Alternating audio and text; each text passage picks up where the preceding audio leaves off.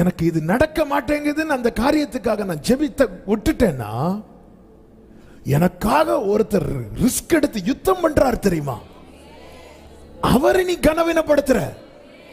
அதனாலதான் ஆண்டவர் சொல்றாரு, உன் ஜெபத்தை விட்டுறாத. எங்க நமக்குன்னு ஒருத்தங்க ஹெல்ப் பண்ண வராங்க, அவங்க எப்படியாவது இந்த காரியத்தை நமக்காக செய்து தரணும்னு சொல்லிட்டு இறங்கி வராங்க. அவங்க இறங்கி வந்ததுக்கு அப்புறம் நம்ம எனக்கு ஒண்ணு அது வேண்டாம் அப்படி சொல்லிட்டு போனா அது அவங்களை எவ்வளவு அவமானப்படுத்துறது,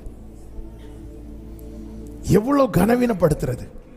எங்க நம்ம பிரேயரை ஸ்டாப் பண்ணி சத்துருவுக்கு ஆண்டவரை ஜெயிக்க முடியாது. சாத்தான் மேல எழுதப்பட்டது தோல்வின்னு தான். ஆனா கர்த்தர் எனக்காக யுத்தம் பண்ணணும்னா நான் நிக்க வேண்டிய இடத்துல நிற்க வேண்டியது அவசியமா இருக்கிறது. ஆமென் சொல்லுங்க பார்க்கலாம். கர்த்தருக்கு மாத்திர மகிமை உண்டாவதாக.